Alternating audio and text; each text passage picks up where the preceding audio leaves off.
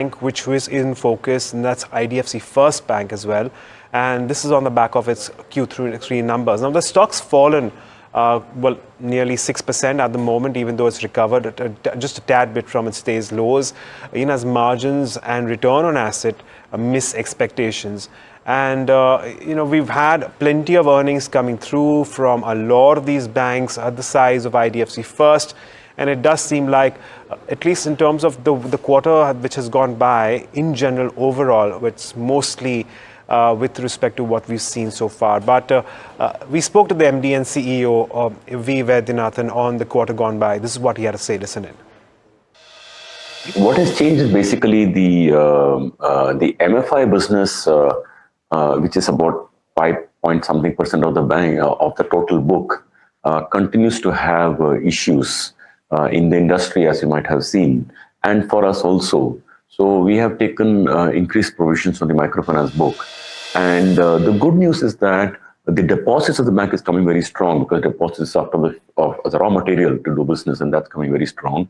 The other good news is that except MFI, the rest of the book, which is the entire retail, the agri and MSME, what they call the RAM portfolio, that is doing fantastically well. We put out the numbers publicly about our SMA, gross NPA, net NPA, everything. So that portion is looking very good.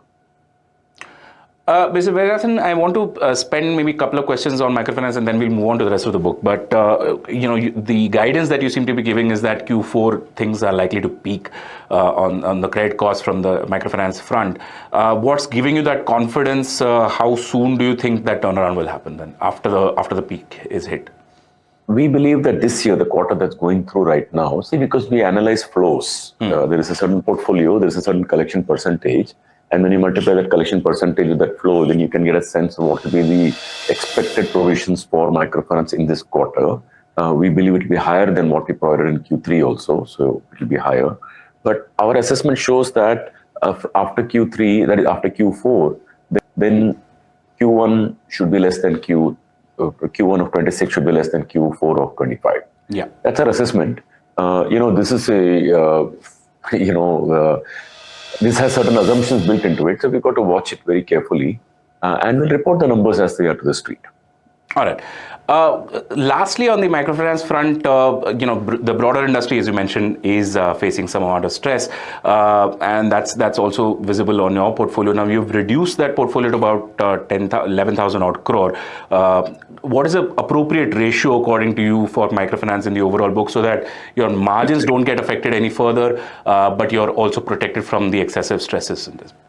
Yeah, there's nothing called appropriate ratio. When we started it, maybe it was 7% about a couple of years ago. Because at that time, we should not forget, we are a domestic financial institution which is recently converted to a bank.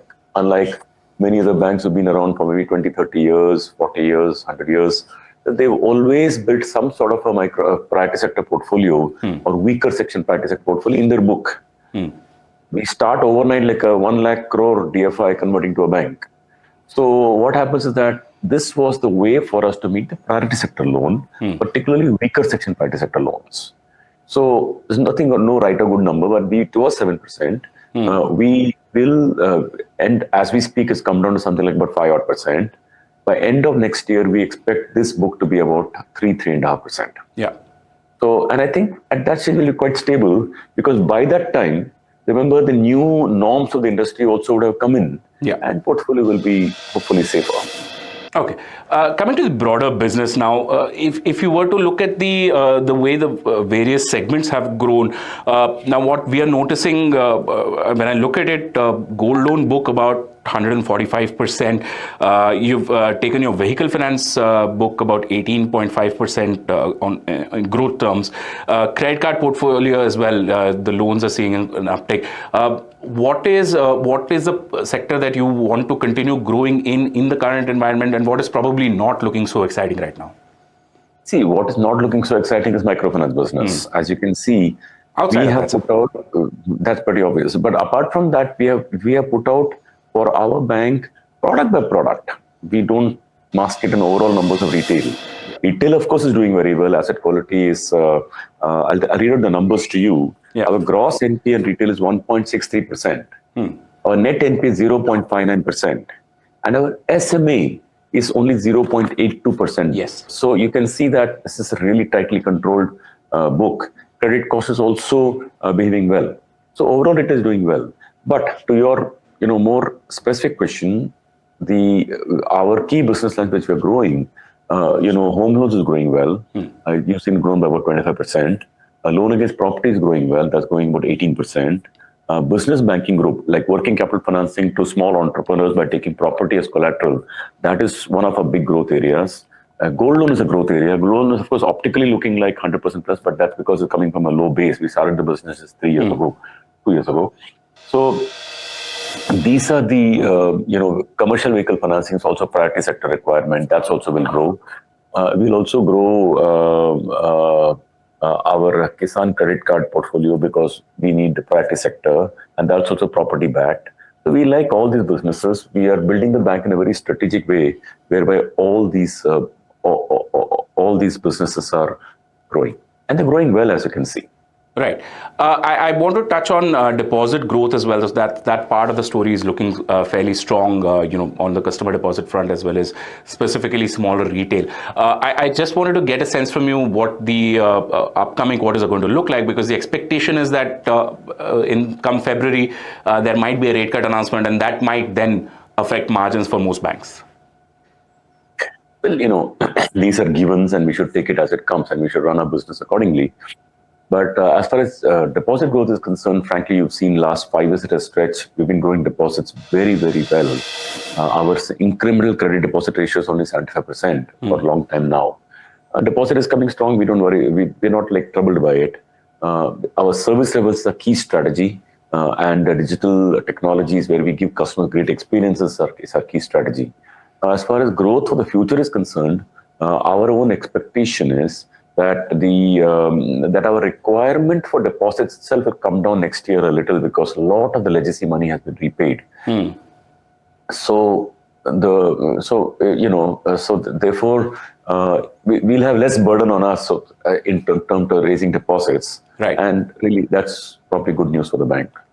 You can expect about 25% next year. Okay, because there is a component of Opex to margin, so I just wanted to get a sense from you. Your expectation is that Opex will start trending downward.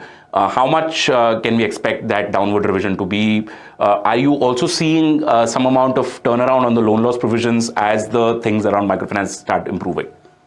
So let's take them separately. Let's take Opex now. Sure. So the Opex numbers for the bank has been coming down. In fact, we are the key thing to sort, because we've been heavily in the investment mode in the bank for the last 5 years, and frankly, investment just had to be done. There was no way of building a good bank without having all the key business lines, without having branches, ATMs, people, deposit taking capability. All like par for the course. Just had to be done. Now. The good thing is that all good part of investment has been done. Now it's time for us to start reaping it now. Right. So we feel that our incremental Opex growth will slow down. I'll read a number out for you that our deposit growth in Q1 of this year was 21%. Q2 was 18%. Q2 YOY. Q3 YOY, the year quarter just went by, was 16% YOY. So therefore, that's good news. Our Opex growth is slowing down, and we intend to slow it down further next year. Next year, we expect Opex growth only about maybe 13%. So that's really, really coming down. Right. Last one question, sir, and a short answer, if I may request that. Credit cost peak. What is the number? When do you expect to hit? And then from there, how does the trajectory look like for you? If you take everything put together, including microfinance and everything put together, just so that we can keep it simple, we think that this quarter that's currently going on, that should probably be the peak, and then things should come down from there. And excluding microfinance, it's already quite comfortable. You could see the number 1.8%, yeah, which is quite good as compared to the industry, considering the net interest margin is 6%.